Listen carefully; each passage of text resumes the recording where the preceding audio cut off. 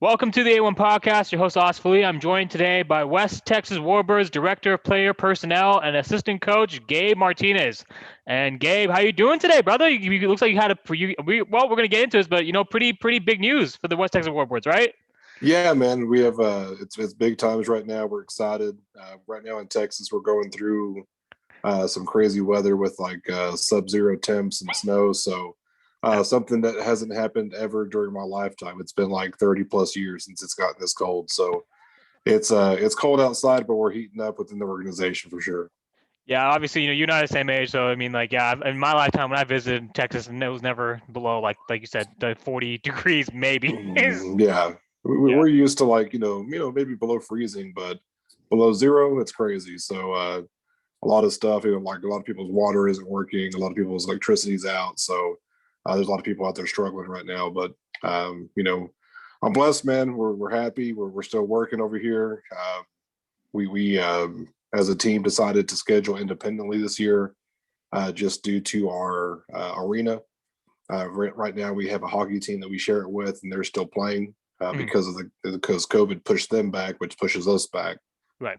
So rather than try to force it, into an arena that we may not have any attendance or anything like that, we went ahead and decided to push our season to report in late May and then play June and July. So I'm sure us both being players, kind of not being too long ago, if you were told exactly, if you were told, hey man, like, training camp starts, mid March, and then you all of a sudden get told, oh, just kidding, it starts late May.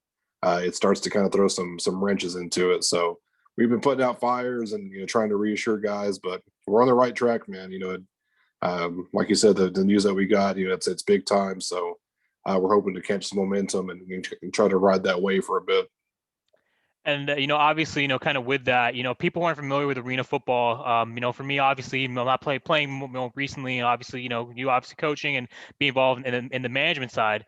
And I was also kind of briefly involved in the management side for a little bit. Pretty much, kind of, the things that like you mentioned, the sharing the stadiums and kind of the shared facilities and kind of divvying up the schedule.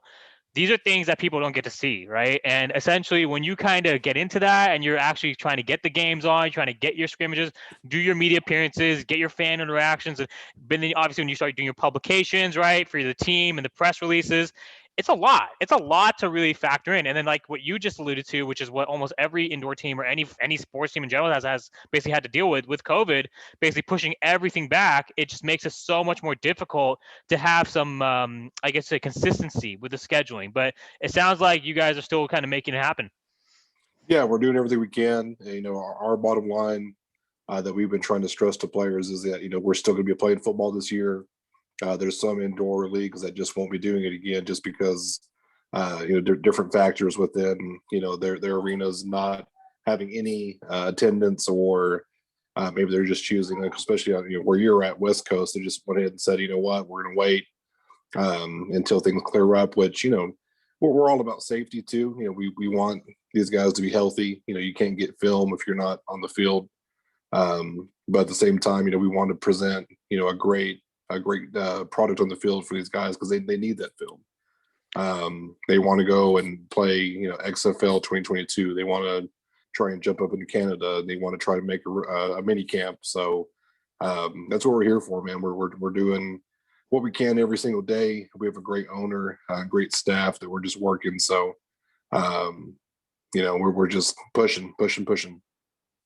And it sounds like, obviously, and, kind of just to that point, obviously, with ownership and management, obviously with me, when I played in this league right here, our Mm-hmm. ownership and our management was kind of wish-washy, for lack of a better term. Mm-hmm. And so obviously, some you had a lot of kind of question marks about when do people get paid? How do we transport guys in and out?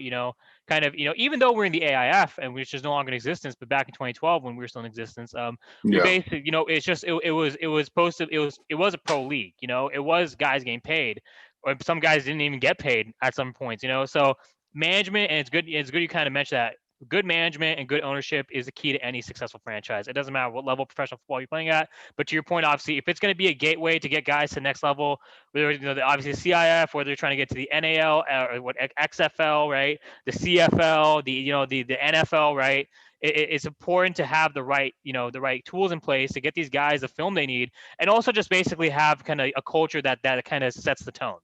So Yeah, it's big time. A lot of these guys, it's their first introduction into being a professional. right. So, this is their, kind of stepping stone. Some guys, this is where they end. They get to this point, they're good enough to come play. Maybe they stick around for a few years and they love the indoor game. There's nothing wrong with that. I mean, you're still doing what. I loved it. Yeah, Yeah, good. exactly. There's still, you're guys like that you still are getting to say, you're that one, probably sub 1% of somebody that got paid to play football. It is what it is. So no one can take that away from you. Our big thing is, we offer a lot, our player package, compensation wise, these guys aren't getting paid life-changing money, but, you get housed, you get fed, you get, we have practice facilities, we have rehab, massage therapists, chiropractors. You don't have to worry about, putting your pads in the back of a trunk and paying your own gas money to drive to wherever to play. Like we have team charters. So, like you said, there's a lot of teams, even within these established leagues, that don't do it the right way, and guys get a bad taste and they just kind of hang it up, or, kind of say, well, damn football, because they got a bad interaction. There's guys like that, man. Whenever we made that jump to independent, unfortunately, you got to kind of see that murky aspect of that. You have owners and coaches trying to swoop in on your roster, man. You got guys coming in and saying, The hey, fucking vultures poaching, man. yeah, exactly. Look at this. Come over, the greener pastures. Nah, bullshit. Go ahead. Lingerers, man, Yeah. lingerers. And we're just like, hey, what the fuck? Like, hey, we have these guys locked down. Like, just Right. they're going to come in and they're going to try to spout whatever nonsense they want to say, and it's infuriating because football is football. It's a game, but there's still certain things you don't do as a man, as an organization. It's player tampering at the highest level when it's NFL. It's some backdoor seedy stuff at this level. But I take it as a credit, at being director of scouting. That tells me that they noticed, the kind of roster that we were putting together, and the more they reach out, we just have to keep our guys informed. Give them all the information that they need. That way, when they come, sniffing around, they'll be already aware of why, what I'm saying, or what's going on. Because the last thing you want to do is lie to a player. Yeah. And then them hear some information from somebody, because that's how it goes, man. Like you said, like there's other guys, other teams that are sitting there having to hunt down a payroll person because they're trying to get their check. You never want to have that. For that, you can go play semi-pro. Right. You can go out there and do it for the love of the game. Which I've been a part of that institution for the past 5 or 6 years, so I know that in and out. I know that kind of dedication. This right here is supposed to be a step up. So it's fun, man. We're working. I mean, we have our roster just about set. We have a few odds and ends here that we're trying to finish up, but we're looking forward to just putting some football on the field. And that's bottom line. It feels like it's been a never-ending off season. Yeah, pretty much. And obviously with that, I mean, and that's another important point you made. The reason why we made the AIF championship game back in 2012 was because the fact that the actual Western Conference champion, the Ontario Warriors, were suspended for tampering. Exactly. And they're 7-0. I mean, they're undefeated up until, and I'm like, wait, what? And they were tampering? Why the fuck would they need to be tampering when you're already winning? And to your point, it's like you said, it's professionalism. And to your larger point, it's not just about being professional, it's about being a man. Where's your character? Like, end of the day, it's football. If you are getting paid to play, you have to conduct yourself in a certain manner. Because like you said, some guys don't even get the privilege or opportunity to get paid to play. When you're getting paid to play, and when you're also being, when you're involved in management and the administration of that organization, a professional organization, it doesn't matter if it's at the NFL all the way down to wherever, the NAL or the IF, whatever. You know what I mean? Right. At the end of the day, you have to conduct yourself as such. So I think it's great that you kind of talk about kind of your culture and what mission and values you guys are driving forward within the Warboards organization to your guys. So that's good. Yeah, that's what we want. We want the guys that have been through the program, even if they are signing, deciding to sign with a different, Central Indoor Football League team, because they need that film in March rather than May. We understand, but I can guarantee you they're not going to have a bad thing to say about how it was run. Right. These guys know straight up, like even whenever we had to send everybody home for COVID last year, we were still getting, contact with guys. I'm from Lubbock, Texas Tech, stuff like that. Took it upon myself to send out, just kind of player care packages, guys. Send you out a T-shirt and a hat. Just let you know we're still thinking about you, giving you something, from our local, scene here to kind of let you know that you're still embedded, in the Texas culture. We want that to go lifetime. You may play a season, you may play 3 seasons, whatever, but when it's all said and done, because everyone has an expiration date on the field. When it's done, all you have left is those memories, right, and those connections, and just those experiences. So you want to try and build as many positive ones for guys as you can, because you want to try and grow the game. You want to continue the passion for the game. You want them to say, you know what, I loved it. I played up until I was 25, 30, 35 years old. And, whenever they start raising their own kids, hopefully they can pass that along. We want this to be something that, we're passionate for a reason. Everything that football can provide you on and off the field, it's got to continue. 100%. Yeah. Now you basically, and that resonates with me because that's my mission too. Obviously, with my passion in the game, and like you said, even if it's for a year, I only played the AIF for a year, a full season, but it was worth it. Special teams player of the year, this ring, like that you said, and yesterday's guest Ryan, or sorry, Tuesday's guest Ryan, same thing. Monday's guest Ryan, yeah, he's like, it's like, hey, like just one season, if you can make it count, you can carry that with you a lifetime. You know what I mean? If I'm not proof of it, I don't know what is. So essentially, and I love that. I love that you talked about that. So. Great. Yeah, for sure, man. It's life changing. Ultimately, you play football realistically from the time you're maybe usually here in Texas, 7th grade and to 12th grade. That's usually your time spent. Right. A decent percentage of that will go play D3, D2, D1 college ball. The rest of the percentage, they might go and fall into a semi-pro organization or get picked up. There's tons of arena teams now, so if you still have the talent and want to play, there's a decent chance you'll get found by somebody. Right. And then we have ties now. I mean, I've had coaching offers the past 2 years to go coach in Brazil and Italy. Right. So they're growing the game everywhere. They just started a new European football league called the ELF in Europe. So they're throwing mad money into it to try and capitalize on that game. They know what revenue stream can be brought from it. So it's a worldwide thing, man. We're just here for a little while, and we get to play in it and take advantage of that organized chaos and violence on the field. Yes, sir. Organized chaos and violence. What we're talking about. Love it. Now let's kind of talk about something else you talked about, or kind of the big news that we were alluding to when we started off the podcast. You mentioned Texas Tech. You were a student assistant there. Let's talk about the big news. Get into it. Yeah, Texas Tech. It's a decent program. A lot of people it just from Mike Leach, kind of establishing himself as a top tier head coach there.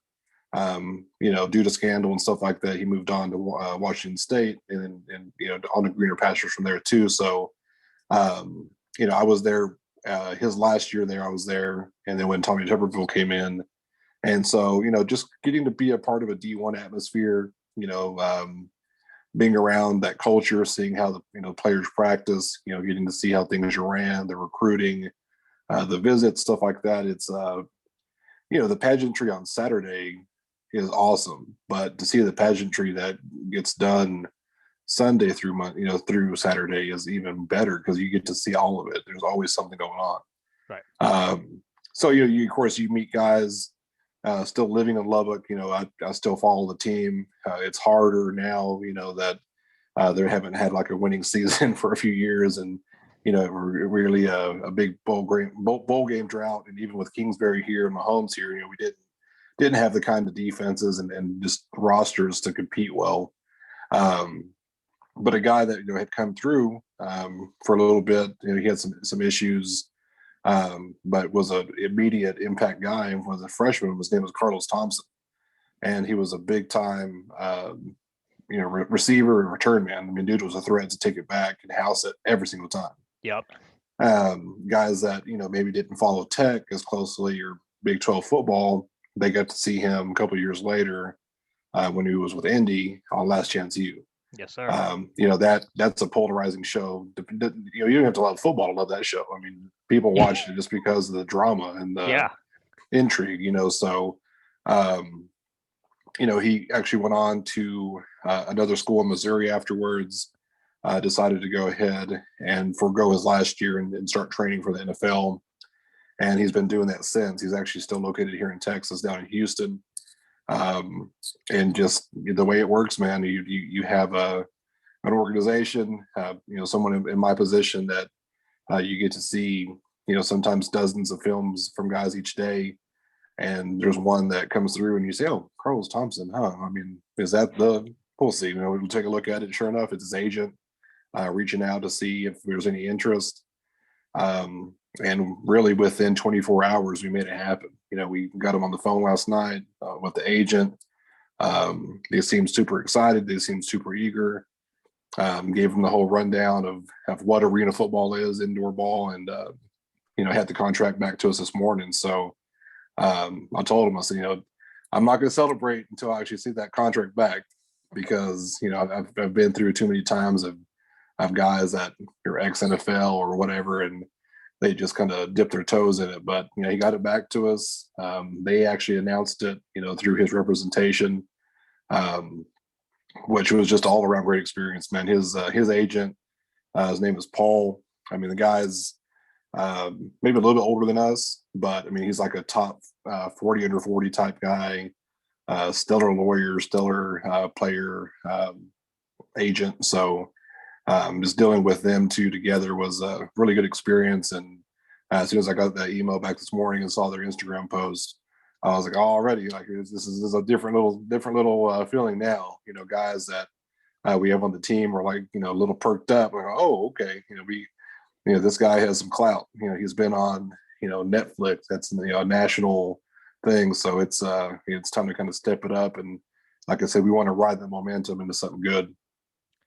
And obviously, I mean, that's a huge success. Kudos to you for kind of, making that deal happen. Obviously in the back end, working with Paul, working, with Carlos, and kind of, making sure that, everything was aligned, because, the amount, like you said, the amount of contract negotiations that fall through, from guys who play at the highest level is paramount. It's ridiculous, right? Mm-hmm. And obviously, when you're able to kind of get a player to sign on that dotted line, I mean, it does wonders for your franchise. Obviously, post on social media, everyone's blowing up. The West Texas Warbirds probably going to be trending soon.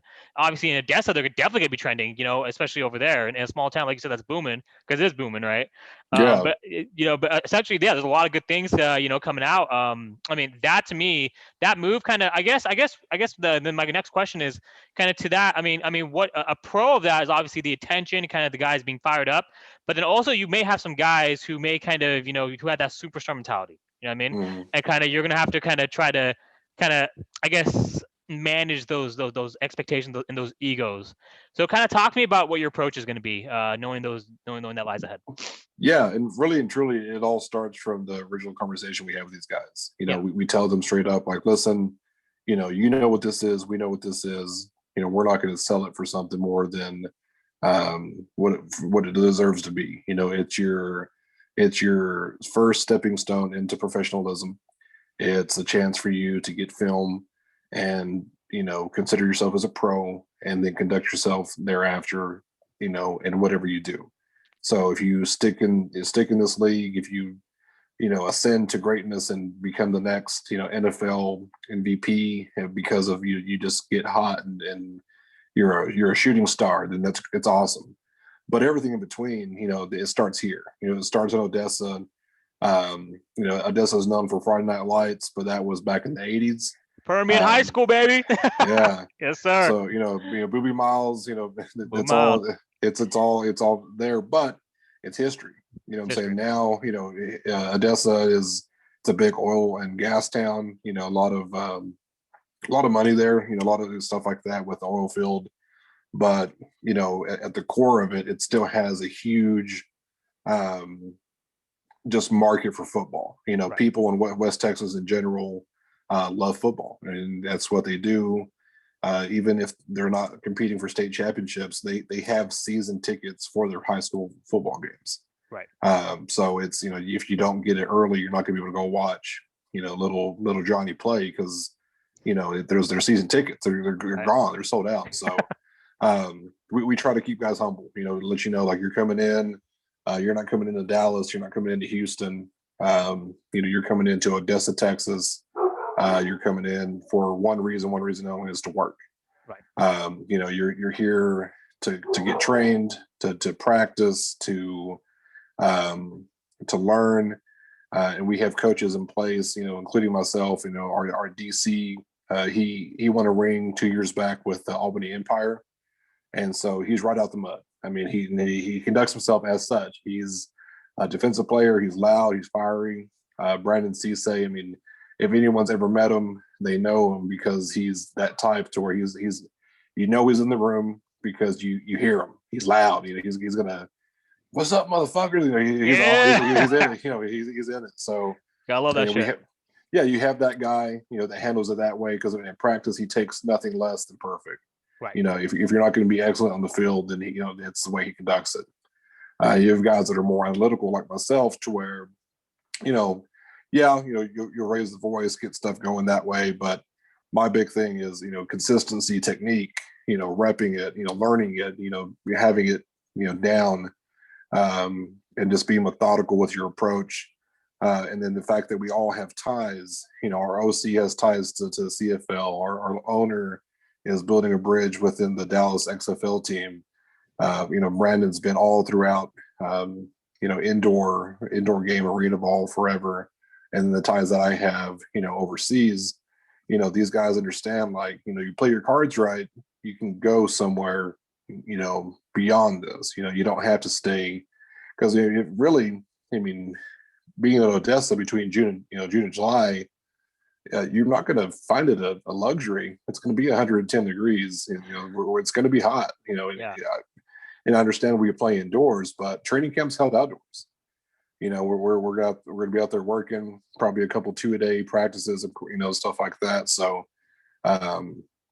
we try to check that ego at the door. And some guys, especially with different possessions, you being a receiver, you know that it just kind of comes with it. You have a little bit more of a flair, Yes, sir. something. Yes, sir. So 81.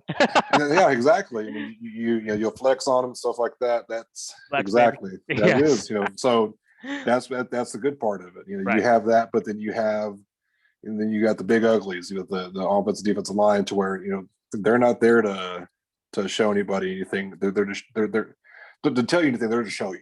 Right. They'll show you all day. They'll show you one way or the other. Yeah. Yeah. So it's a balance. Right. Team chemistry is a huge thing. Us coming in there with 35, and then within 10 or 12 days, we're cutting down to 25. Wow. So I mean that alone, the fact that that 10 guys are going to be cut within 2 weeks, that tells you don't have a whole lot of time to be messing around. No. You don't have time to be doing anything extracurricular. Out trying to get into trouble. Tell guys all the time, there's nothing that you're going to find in Odessa, Texas, that's going to change your life off the field.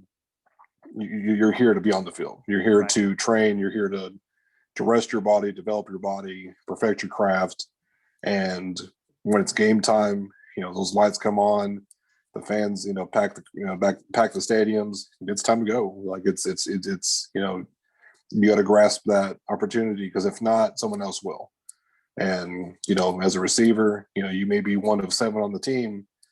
I hope you're not the last one. Hope you're not that guy that just gets mop up duty or whatever because you were hungover from last night, or because you just you're cramping up all practice long or whatever. It's a real deal, man. So I think they understand it pretty quickly when it comes down to walking in the door. And it's not reporting to 2 days in high school, and it's not exactly D1 off-season drills either. It's different. definitely different. I think kind of at Yeah. that point, it jogged my memory to my playing days. Obviously, me being a receiver and a special teamer. When I played with the Stockton Wolves, kind of, Odessa, like you said, has a strong football culture. We were the last indoor football team for Stockton. They basically went through Mm, iterations of arena football. They had the Stockton mm, Lightning of the AF2. I forgot they had another team either in between before that. And then they had the Stockton Wolves, which is 2011, which I tried out for. I didn't make the cut. And then Stockton was rebranded as the California Eagles, which is where I got this. And basically, then that's where the final team to play in Stockton. Stockton is mm, in Central Valley, California. It's very similar to Texas, in my opinion, in the sense that it's not like a gigantic market, but with sports, the sports teams that they have over there, the fans they pack the stands, and so like the arenas that we shared it with the Stockton Lightning and also the hockey team over there. But essentially with that, I mean, we were still able to get our schedule and we're still able to play our games our full season. So basically, mm. kind of, with that, obviously, like you said, I mean, practices were also held outdoor. So I remember it was like 95 to 98, and I'm in my pads. The moment I buckle up, sweat starts dripping down my forehead. And that's when you start realizing, hey, man, this shit is not a game. Yeah, I Yeah. mean, yes, it's a game you play, but this shit is not something to be taken lightly. Like you said, you come in with Mhm, an ego. I think number one saying is check your ego at the door, because mhm, the moment you step on that field, you're representing a city, you're representing an organization, you're getting paid to play. It's a completely different animal, like what you said. It's not D1, it's not high school, it's not any of that, because guess what? You're no longer an amateur, you're a professional. So mhm, you're competing for a job. Guess what happens in a job? People get fired because someone's better than them for that job. And mhm, essentially, with that, obviously, with me the reason why I made the California Eagles the in 2012 after 3 years of trying out and not making it with the SaberCats, the AFL, and the Stockton Wolves is because they saw my character in training camp. They saw my character. They saw, hey, man, I'm not going to complain. I'm going to shut my mouth. And I've been through this for 3 years now, playing at this level and being cut. I know exactly that this opportunity is very, very rare. It's very limited, and I'm gonna have to seize it if I really want it. And it actually came down to me and another guy. This other guy, actually, I thought he was doing better. He had better numbers than me. He had a better vertical, better 40, better everything, better bench. He's stronger. But when it came down to it, they saw my character, and I got the last spot. So I made the final 20 or 30 man roster, the 30 man roster, I think. And mhm. pretty much, yeah. I mean, I think to your point, it's paramount to understand that when you're out there, you have to take it seriously. Like you said, it's not a game. You're not going to find any like bars or clubs in Stockton or Odessa. No, you're not going to find any of that. It's not San Mhm. Francisco. It's not Oakland. It's not LA. It's not Santa. Yeah, You know what I mean? This is you're here because you want to play and you want to yeah, be a professional. yeah. I mean, any bars or clubs you do find there are probably not the ones you want to be a part of. You know what I'm saying? Like, it's not. You're probably going to leave with a gunshot wound or a stab wound or something like that. Oh Like, man. I'm just saying, like, it's Right. not Right. Right. it's not the red light district that you want to go and live it up and party. It's not that's what it's there for. It's made for a town for people to come in and work. Right. A lot of guys just go report. They may work a week on, week off, or something like that for their job. They're there to work, come home, eat, probably stay in a hotel or a man camp, which is just like a boiled down hotel, and do work over and over again. So we want to kind of instill that mentality. The whole warbird moniker, that they went ahead and decided upon that when we first started the team originally, was to kind of piggyback off of the Air Force and stuff that they had there. So they had a reputation for being fierce and for for fighting and for just being all about duty and stuff like that. So we want to try and hold those things, like you said, to these guys. I don't care if you can jump through the roof. Can you jump through the roof on the field when your pads are on, make the catch, and get an extra yard? Or are you going to jump through the roof, celebrate, get stripped, and the other guy take it back for a fumble recovery for 6? That's all coming down to character. So that's your point. The character that you have carried you to where you got, and you had the athletic talent to back it up. Some guys don't have that luxury. All they have is their talent, Right. and they've been told from pee wee football, you're the best, you're the best, you're the best, and they've had the ego stroke to where now they're grown adults, 20 to 30 years old, and you're no longer the best. You're not. There's guys that are going to be right there with you. They're going to be faster, stronger, have better hands. Can block better, can throw a tighter spiral. So it's fun, man. It's like you said, you get to kind of get into the guts of the organization, kind of see how it's made. I majored in sports management, so going through school, you read about it, you talk about it, you test about it, but then you get to actually see it with a pro organization, and it's like, oh man, like this is what I love. This is cool. Like this is this doesn't feel like work. Right. This feels like something that's a calling. It's something that you're supposed to be doing. And I keep on telling them, like, we have to get this shit done. Like we have to play, because I'm selling cell phones right now. Yeah. I do not like selling cell phones. I have to pretend 8 hours a day that I care about your bill and your cell phone needs. And at the end of the day, I give zero fucks about it. I give all the fucks about football. So, Right. it is just one of those things we joke about. But I think we're all ready to get down to business. Last year, last year we got down there, and we had the full training camp, and basically the week before the season started, we had to get shut down. So It feels to those guys like it's been a 4-year just off season. Mm-hmm. For me, I was with a different team before that, semi-pro, and I got to go through the off season with them. Then went to off season with Warbird, so I've been in just this constant loop of off season the entire time. Luckily, right now in the meantime, I'm helping a semi-pro team in the same city, and we're doing some preseason stuff, and it's actually going really well. We have a good group of guys, but it's helping feed that itch a little bit. I'm not out there doing it every day like I want to be, like I need to be, but I'm sure it helps, with my attitude here at home, to where I'm not driving my wife crazy, just bitching about, my day job. So, it's a lot of fun, man. We're excited. We have a lot of good things in store, like you said. Next part is getting that roster together so we can start doing the the administration type stuff, to where we start doing the Q&As, the Facebook Lives, the fan engagement, the getting them out into the we've been doing a little bit of that already anyways. We did like a Toys for Tots drive and stuff like that. I think we just did some like food drives, and to where we got guys out in the community, because we have our jerseys are sitting there brand new, ready to be worn. So getting them out there into the community. But yeah, man, it's all that stuff comes together because it's just part of it. You've been through it. Everything you do on the field matches what you do off the field, because your last name's on it and their organizational name is attached to you. So it works both ways. 100%. Yeah. And obviously, obviously I did. And, pretty much with that, obviously now with that mantra, also, I think something else I want to talk about is also kind of like the town and kind of the culture. Stockton is a very faith-based town, and kind of what you said about the culture. It's also, it was the highest, I think it was the highest murder capital in America during the time I was there. And I think it's still top 5. It's getting a little bit better, but kind of to your point, what we're just talking about, like, you don't want to be in those towns where you kind of get exposed to that lifestyle. You get exposed to things which you may not see. And you mentioned selling phones. I used to deliver pizzas while I was playing for the Eagles. I was just like, dude, fuck this shit. Like, I'm just like, come on, man. But you know what?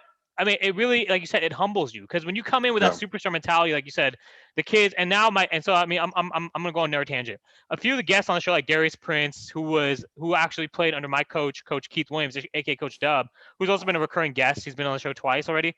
He basically now, Coach Dub is now going to be the Baltimore Ravens passing coordinator. So I saw that. Yeah. So pretty much with his mentality and his mindset, when he was on with Darius Prince with DP, he told DP, he's like, when they're out playing together in the AAF back in 2019 with the San Antonio Commanders, he was saying that like DP was his mindset was to make sure DP understood, even though DP didn't play football in college, there should be no excuse for him to not outperform everyone else, because he is that damn good of a player. When you're a superstar and you have a mentality and you can't be coached, it's really difficult to get you to your highest potential, because of the fact that, yes, you have all the intangibles. Like you said, like I experienced, there may be a guy who may be quote unquote athletically more gifted than me, but I'm going to outwork him every fucking time, dude. I don't give a fuck, dude. You put me in blocking, put me in special teams, put me at gunner, put me on back, put me at fucking slot, put me in a blocking scheme at receiver at 150 pounds. Try me. I will outwork you every fucking time. So essentially, kind of with that, at the pro level, right? Like what you said about the talent pool becoming more saturated. That's so true because when I went from JUCO to go straight into the SaberCats, then the Wolves, and then the Eagles, it was legitimately just like as you described. It was like, okay, here I am now. All these guys, I'm doing pretty okay. Now everyone is like up a notch because now you're at the professional level. For me, it was so much more humbling. And even though for me, I was never told I was superstar because I didn't get to play in high school because I was a fucking knucklehead my first 2 years. And then finally I get my grades up, get my junior year, and I'm able to go play, freshman year in '08. So obviously with that, I mean, the reason I'm saying that is because when they're guys who basically have the right mindset, it not only augments themselves, but it augments the Mhm. team culture. Have you experienced that with any of the guys, right now in the Warbirds organization? Yeah, absolutely. And it's funny that you say that. I mean, when I went for my bachelor's, that's what I went ahead and majored in there was exercise sports psychology. Yeah. And that's all it is. It's sports performance training. And, Right. as much as you have to pay attention to, how fast you can run your 40, how high you can jump, your shuttles, all that kind of stuff, bench press. If you're not right mentally, then you're going to plateau. Right. And once you plateau, if you don't have the weight, the ability to go ahead and break through that, you're going to start to decrease and eventually fall out of love and passion for what you're doing. So these guys, I mean, a lot of them come in humble for the most part. We have some guys that looking at them, they look like a damn action figure because they're just plick plack, just shredded. Yeah, exactly. So they're coming like that, but you talk to them and you're like they're the most faith based, and not even sometimes that just humble, Humble. Right. mild mannered, appreciative. Um, and there's some guys that it was like, day 1 or 2 coming in for check-ins, coming in for physical stuff like that. And they're looking around and I'll be honest with you, our conditions last year for training camp for for their housing during that 2-week period wasn't stellar. It wasn't, it was like a roadside inn hotel and you had 2 beds and you had 2 mattresses on the floor. Wow. That's rough. Yeah. It's rough, especially for guys, again, being a receiver, coming in, you're looking. What you got against receivers, coach? Go ahead. Yeah, looking. I'm just saying, man. Like, Yeah. it Yeah. just No, you're right. always happens to be that. You had some guys that liked that shit. I was kind of surprised. You had a quarterback, 2 defensive linemen, and a linebacker, and they were from like day one. They were just like hanging out, sharing beds, whatever. Just having that time. They made up their space for their own. And the other guys that walk in there are like, what the fuck is this? Like, like this is not acceptable. And, we didn't want to have to do that. We had some first year pitfalls of, trusting who was going to take care of that part within the upper management. And it just kind of fell through. But, it was a learning experience. And it was, I think a bit of a humbling experience for them too, because, you're not walking in to the University of Oregon where everything's sponsored by Nike. You're walking into Odessa, Texas, where we do have roadside hotels. Yeah. There might be a drug deal being done on the side of the building. There might be some questionable ladies of the night. Ladies of the night, brother. Ladies of the night. What I'm saying? So stuff like that.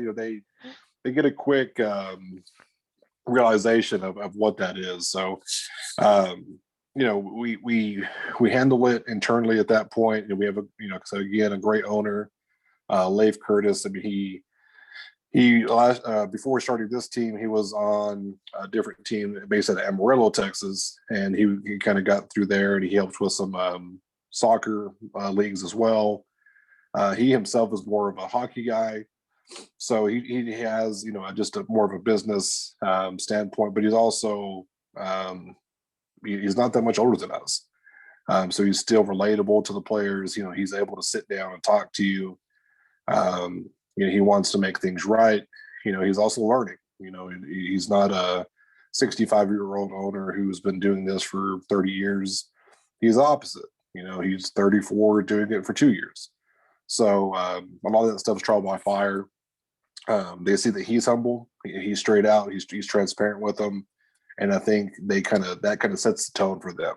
Yeah. So they know they don't really they can't afford to come in being too big headed, Right. Yeah. So It's cool, man. I mean, it's you meet all kinds of characters. That's the fun part.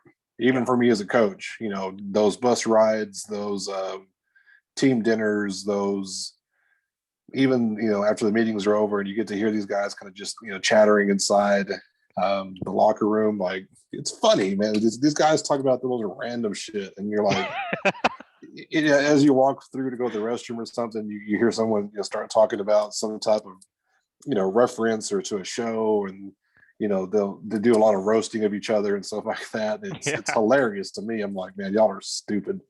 As fuck. Yeah, but it's funny because you deal with it. You remember, like, okay, I remember those times as a player. Like, these are your brothers now. Whether you like it or not. You may not get along with everybody. Definitely that happens too, but that brotherhood makes you closer and also makes you play better. So 100%.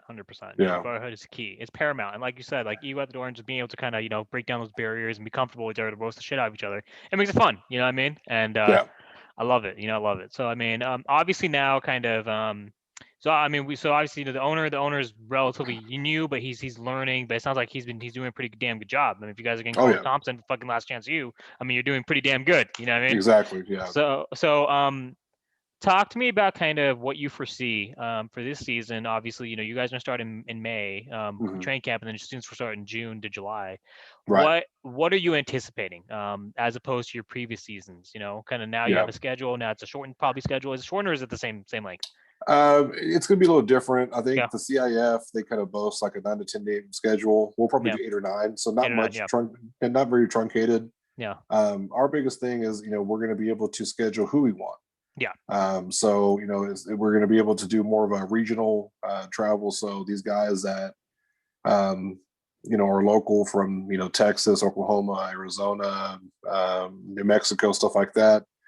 That's an advantage for them because at that point they have family that can not only try to come watch them at home but on the road as well. Right. We also get to test out the rest of Texas. Texas has a lot of indoor teams now. San Antonio, Dallas area, even Austin. Austin Wild, right? Yeah, so we should have our official schedule done by the end of the month, beginning of next month, to kind of have that totally solidified. But our big thing is we want to put these guys against solid competition. There was a lot of worries and a lot of that tampering stuff to where people were kind of getting in their ear and being like, oh, they're probably going to play semi-pro teams. Well, no, as a player and you being in the upper management organization, what good does that do? No good. Yeah, I mean, for you to go out and beat a team 100-0, I mean, what? I mean, okay, like maybe for a preseason game to kind of get tuned up or something like that's advantageous, or maybe it's like a community thing to where they're a local team and you're kind of just giving each other time on the field, whatever. But to conduct a full season that way, I mean, no one wins. Me as a coach, I'm not getting better. No. I'm not getting you better. I'm not allowing you to get film that's going to take you where you want to go. Right. Because any scout worth their weight is going to say, well, damn, the defensive end he's blocking is 5'6", 130 pounds. Like, yeah, I mean, your guy's 6'7", 320, but damn, I mean, who's he going against? Or the quarterback that you're playing against, he couldn't throw more than 5 yards. So stuff like that. That's our biggest thing. We've been harping on these guys that we're going to put you in front of quality competition. At the end of the day, their practice film is going to be just as worthy of viewing than their game film is, because we're going against the best. That's exactly the point. Our offense feels like our defense is the best. Yeah. The defense feels like our offense is the best. So if we can compete there, we log all that stuff. We tell these guys we got huddle. We'll have all you inside huddle. We'll have all that stuff. My job, and from my end, from the director of scouting, I also handle the analytics. So I'm going to put all that film in there for you daily. You go in there and make your cut up. If you had a good play at practice, put that in there. I guarantee you a scout's going to want to see that. Right. Because ultimately you're going against number 6 on our defense. Oh, well, shit. Now all of a sudden, number 6 on our defense gets this postseason award for, top DB. Well, they start connecting dots, so Right. It's going to be fun. Um, there's always going to be some type of challenge or change to overcome during the season. We hope that since we've had so much of that early on, before we get there, Right. that'll be minimal. But Right. you just got to roll with it. We plan on getting these guys in, getting to work right away. Building that team chemistry, building, putting our installs in, getting guys where they're supposed to be. Seeing who's going to fluctuate. Last year right off the rip, we had 3 guys get cut immediately because they came in out of shape. Yeah. That's going to happen too. So there's all this extra time, all this Corona. Just social distancing makes a lot of guys just want to be on the couch and the gym, you have to wear masks, so I can't be at the gym. So, well, I hope you worked out at home. So, Yeah, I hope so. but it's going to happen. It's going to happen. Yeah. We're also going to have guys that, maybe just got, signed on a whim, maybe not on great film or anything, but we had a feeling about their potential, and we're hoping those guys hit. As any recruiting class, you have some guys that have very high upside, and if you can have more of those guys than not hit, then all of a sudden, you're talented. So I still foresee our team on the field doing stellar things, points per game, defense efficiency, stuff like that. All the stats, they're going to be there. I have no doubt about that. I still think whenever you compare us to, the CIF teams that we're no longer going to be, technically a part of this year, maybe next year, I still think you're going to say, well, the Warbirds, they actually looked better than all those teams. It is what it is. Like we wanted that smoke this year, and we weren't hiding about it. If they want to schedule us in June and July, it's still a possibility. But we understand, they had to move on. They, Nebraska and stuff like that, they have wide open arenas immediately. Hey, you take advantage of it. Go put your product on the field. Let your guys get their film. To do what they got to do, because everyone knows come August, those mini camps are coming up. So you want to try to get an invite there, and you want to have your film ready by then. So we're all working towards that same stage for these guys. We're going to talk with them individually to see where they want to go.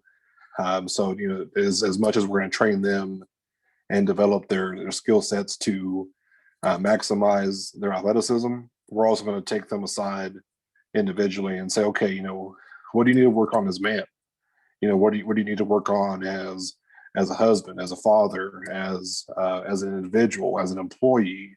What are you lacking when it comes down to whenever we leave come August and you have to go back to wherever, what can we do to send you back a better person? Right. Because I want to leave there a better person. None of us are perfect. We want to leave and be able to rejoin our families and stuff like that, saying, okay, that 3 months or whatever was beneficial. We went and we accomplished our goals, but more so I come back and I'm thankful, I'm humble. I'm more appreciative of what I'm surrounded with, and have another tool in my tool belt that I can use to be a better person. So that's something that you can still at any level. Pros are still doing that. 100%. And it's great. It's great. You mentioned that, because mentorship doesn't stop. At any level, and you should always be kind of striving to mentor and become better as people outside the field. Because when you're able to do that, the off the field issues. For example, Vincent Jackson just passed away. Yeah. One of my good friends, Rodolfo Tupu, kind of has been posting about it, and Ryan Leaf was on Twitter recently saying the NFL doesn't fucking care. Literally said that NFL doesn't fucking care. He said 2 million of my football brothers have died, and basically the NFL just basically packages them, they ship them off, and when you're no longer profitable to the shield, you're done. So I think what you're doing, kind of why I prefer the arena level of football, is because of that. Those interpersonal relationships, those interpersonal opportunities to grow, and basically kind of make it almost like a family. You know what I mean? Yeah, because absolutely. yeah. And so I think also another point that you made, which is very paramount, a lot of times people don't realize, but yeah, sometimes the arena teams do scrimmage against semi-pro teams. Mm-hmm. I had the fortune of being on the receiving end of being on a semi-pro team later in my career to play against an Right. arena team, the Western Michigan Ironmen, who were basically the champions of this league where I played in 2012 and 2016. They won the 2016 AIF championship, and Mm. final score was 73-0. Oh yeah. And so, to your point, obviously about competition and obviously the practice film being just as important as the game film, for me personally, obviously that translated very well because the San Jose Cats footage, even though I didn't get to play in the regular season game, that footage translated over to the Stockton Wolves. Stockton Wolves, that footage translated over to the Eagles when they repackaged and franchise, right? So Mm-hmm. obviously, when you're able to kind of build a brand that has that level of competition, where the practice games and the preseason games as well as are going to be just as important as the regular season games, you are positioning your guys for success. You are positioning them for success because you're going to Yeah. continually have teams, like I said, as your job as director of scouting, you're going to continually have teams start inquiring, like, hey, yeah, Mm-hmm. we saw this guy, we saw Six in practice, we saw whoever, we Yeah. saw Yeah. Mr. Yeah. Specialties Player of the Year, or whatever. Yeah, we love his effort, his Yeah. energy, So you got any more film? Can we reach out to you? Where's you know what I mean? Can we And so I think that is ultimately kind of the thing. It's not just you are not just grow. You're going to be able to grow them, obviously as men, but you're also going to, yeah, like you said, you're going to position them to elevate to the next level. Yeah. So That's spot on, man. I mean, it's spot on because um, that's one of the things I harp on whenever we talk to these guys originally is, yeah, we want you to be here. We want you to be in red, white, and blue with us. And we want you to be a warbird and all that kind of stuff. But we also want you to succeed. yeah, We want you to grow and bounce from here to wherever you want to go. So, we've had guys that we're not even at a training camp yet. And we're getting a phone call because again, their practice film is loaded up somewhere. A team needs a 6'6", 310 pound tackle, and we got him. He's there. yes, sir. And as much as I hate because I coach offensive line, I'm like, damn it, I put the past 2 weeks of my life into this guy, and I wanted him to go out and do good things for me. You can't be like that. You have to look at it as hey, let's talk about it. Is it an opportunity you want to pursue? Yeah, Is it going to help you long term? If that's the case, cool. Let's get on the horn. We'll get them on. Talk logistics, talk turkey. See what happens, and if you still want to do it, we're going to back you up. There's guys that we've lost this time that decided to stay within the CIF with other teams, and there's no ill will. mm-hmm. Those guys I've been talking to, sometimes weekly for the past year. And yeah, I would have rather them again been with us on, in the red, white, and blue, but they're going to be on a different jersey now. And guess what? I just get to be a fan. There's nothing wrong with being a fan. I'm a fan of football in general. I've always told people I'll watch 11 ants versus 11 crickets as long as it's football. So it's you get to kind of branch that out. You get to make those connections. That's what it's all about. Just before we jumped on here, I had posted on Twitter to Jason Brown. He was the one that coached Carlos at Indy. Coach JB, shout out Coach JB, baby. Yeah, and I said, hey coach, I said, does any we just signed Carlos to his first professional contract. We just want to reach out to you and kind of see what kind of player he was for you, and what we can expect when he's inside our doors. And right away tweeted back, hey bro, DM me. I said, okay, coach. I said, give me that follow. I'll DM you right away. Give me that follow. I'm gonna get a follow first. And he had sent me a message back right before we jumped on here. So that's exciting, man. Like a guy like that, he was polarizing. A lot of coaches didn't like him because he was straight up motherfucking some guys on the field. Like, yeah, it's hard to watch, but when you extrapolate who he is as a man, what he knows about football, there's no question he knows the game. And I read his book. He's a California guy. So like, he's there. So and he played in the arena.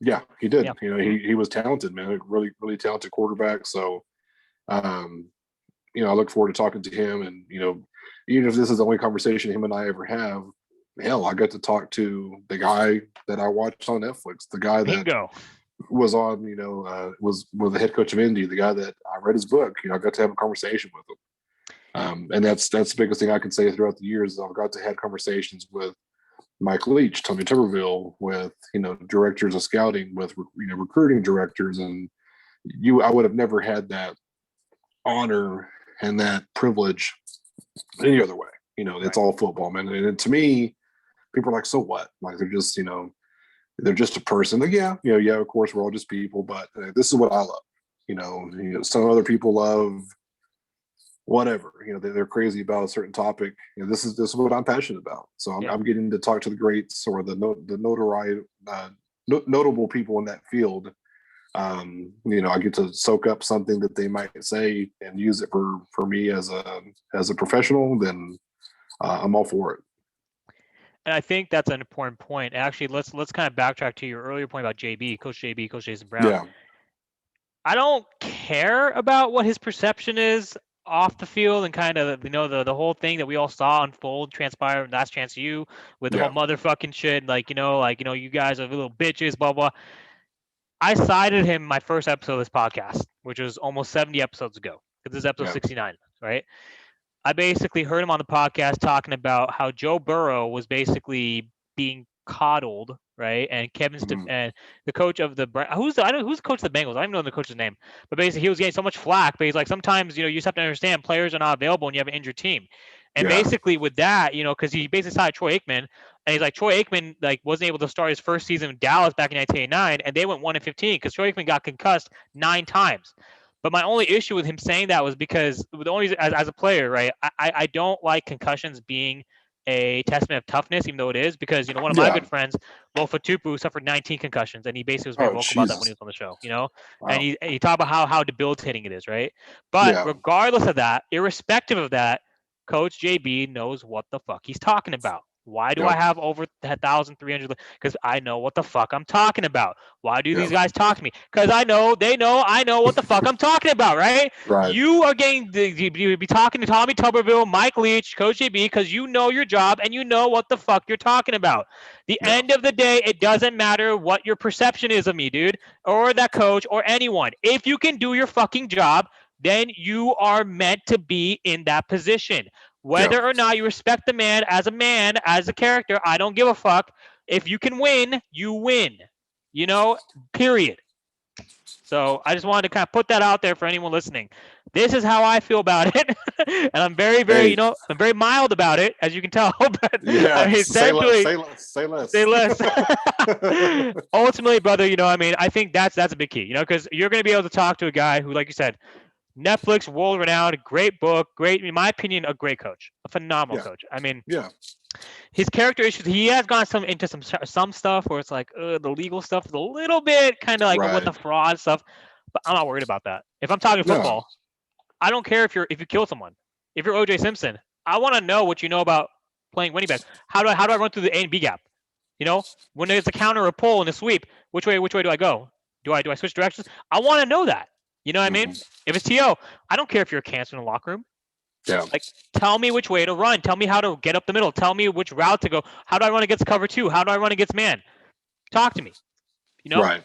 I mean, those guys. I mean, if you'd ever had the social media and the microphone in their face, we would never know that part about them. Correct. All that you would know is they're great on the field. Exactly. With Jason Brown, his record precedes him. Anywhere he goes, he wins. Yeah. And so if he wasn't so vocal, then you would ever know that he has interactions with players like that. So it is what it is. Ultimately, we live in an age now to where we are going to know a lot more about each other than what we used to.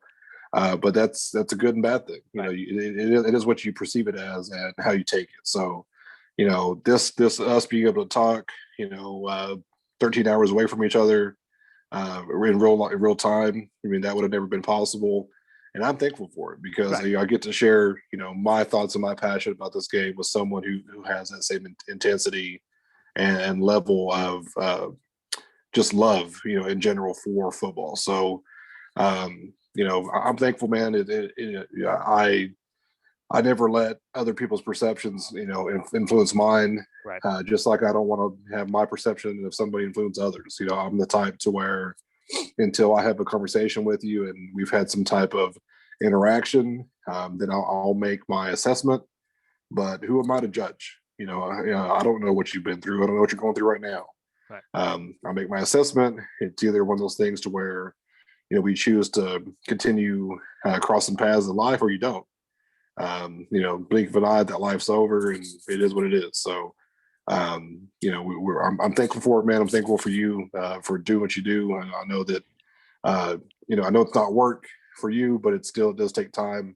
Yeah. The scheduling, the time on the air, just the research that goes into, just general. I'm sure it doesn't feel like research either, because you're looking at stuff that interests you. Same way I do. I mean, I'll sit there and I'll listen to a 3-hour clinic about the zone blocking scheme and the advantages of a certain block technique over the other, because that's my shit. Yes, that's what I do. Yeah. So, yeah, man, I appreciate you. I know we're kind of close to time here, but was there anything else you wanted to cover before we jump off? Those dots. Yeah, closed. Yeah, so man. Hey, yeah, everyone, just follow us on Facebook. That's right now where our primary social media is at. West Texas Warbirds, WTX Warbirds. Follow us. Give our players some love. We're going to start doing some Q&A and interviews with those guys. So be sure to jump on there, ask questions, get involved. Eventually, our merchandiser will have merch out. So. T-shirts, hats, stuff like that. As soon as we get something together, I'm sending one your way. So, I got you on your end over there. So, always appreciate it, man. It's all love. We were talking before we start on here that it's a humbling thing and emotional thing at the same time, just to be in the position that we are, because we get to touch lives.